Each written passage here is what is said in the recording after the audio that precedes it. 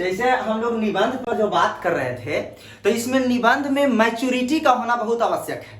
जब तक मैच्योरिटी नहीं होगा तब तक आप बात को समझ ही नहीं पाइएगा।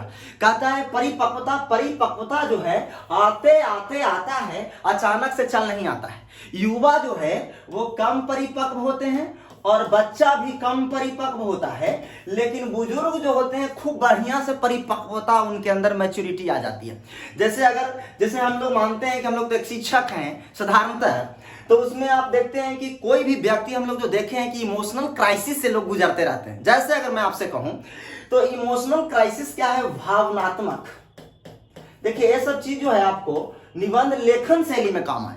तो ये क्या है कि ये भावनात्मक इमोशनल क्राइसिस क्या होता है कि अगर मान लीजिए कि जैसे बच्चे आते हैं पूछते हैं, जैसे 1 या 2 तो महीना में कम से कम मिल ही जाते हैं, तो उनको ये लगता है कि सर मैं क्या करूं। जैसे वो होता है उनके विषय में क्या है कि वो किसी भी लड़का को इश्क बिखर जाए, किसी का जो है से कि परिवार बिखर जाए, किसी को बेस्ट फ्रेंड बिखर गया, तो इसका कारण क्या है? ये सब इमोशन जो है वो कहीं ना कहीं हार्म होता है, इमोशन पर चोट आता है। तो इमोशन पर जब चोट आता है तो सह नहीं पाता, ये बहुत उसके अंदर परिपक्वता के अभाव में ये समस्या क्रिएट होते हैं मित्रों।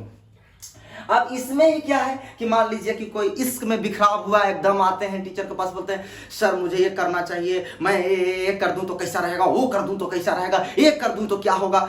लेकिन जब लास्ट में सब कुछ जब सुना देते हैं तो पूछते हैं शिक्षकों से, जैसे हम लोग से पूछा जाता है कि भाई क्या एक्शन होना चाहिए, तो हम लोग को कोई समस्या ही नहीं है। अरे भाई समस्या है ही नहीं, जो तुम कर रहे हो कि ये कर दे तो क्या होगा, वो कर दे तो क्या होगा, ये तो समस्या है ही नहीं है जो आप करना चाह रहे हो। क्यों? क्योंकि अगर मान लीजिए कि समस्या इसीलिए नहीं मैं बता रहा हूं कि फर्स्ट बार अगर आपको इश्क हो, प्रेम ना हो तो बात अलग है, और वो टूट जाए, आए बाप, और आपको जो है से कि आप कह रहे हैं कोची कि सर इसके कारण नींद नहीं आ रही है, इसके कारण हम बेचैन हैं, इसके कारण हम बर्बाद हो गए। अरे भाई तो जब इस फर्स्ट बार इसको होए, अब दूसरा बार हो जाए तो बात अलग है, लेकिन फर्स्ट बार इसको होए टूट जाए और ओकर बाद चैन से तू सो भी रहा है, ये कौन इसके भाई? अरे बेचैन यही तो होना चाहिए, एकदम असली चीज हो रहा है जो आपके साथ, एकदम बिल्कुल राइट है।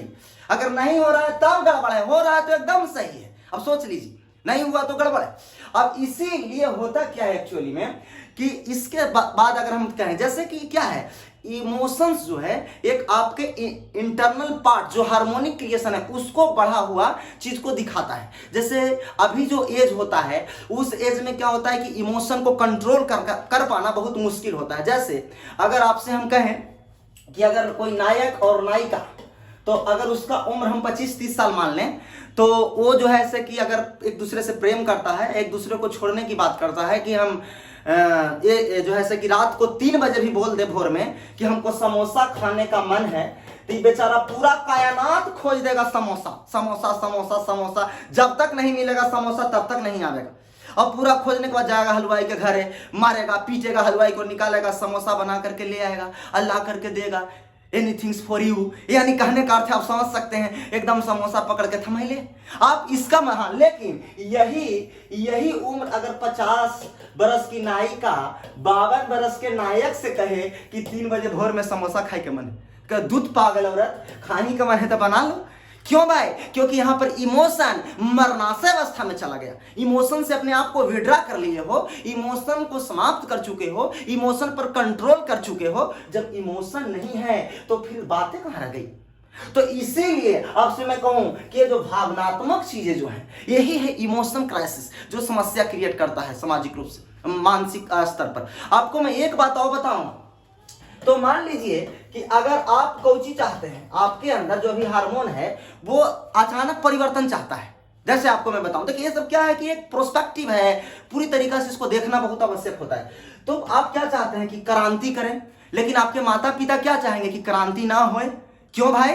क्योंकि उनको दिमाग में प्रेशर है, उनकी जिम्मेदारियां हैं, जो युवा हैं, युवा से ज्यादा कुछ ढल चुके हैं, तो वो जो है से कि उनको मन में है परेशानियां हैं, और ये परेशानियां को जो देखते हुए सबसे बड़ी बात है कि अगर आप जाइएगा देखिएगा ध्यान से, तो आप सबसे महत्वपूर्ण चीज इसमें देख पाइएगा कि जो इमोशन क्राइसिस है, इमोशन जो क्राइसिस है उसमें आपको महत्वपूर्ण चीज लेकर के हम चलेंगे।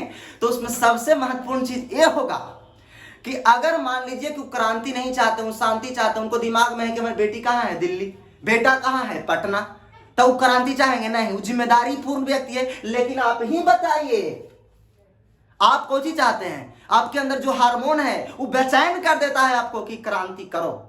अगर ठीक है अभी आपको हम भड़का दें मित्रों, तो तुरंत भड़क जाइएगा। आपको चार को कोई गाली देके भाग गया या आपको कुछ उसका दिया तो आप तुरंत भड़क जाइएगा, क्योंकि आपके पास उस तरीके के अभी हार्मोन्स हैं, बैलेंस नहीं कर पा रहे हैं खुद को, उस तरीके के आपके अंदर मैच्योरिटी पावर नहीं है, उस तरीके के आपके अंदर वो एविडेंसी नहीं।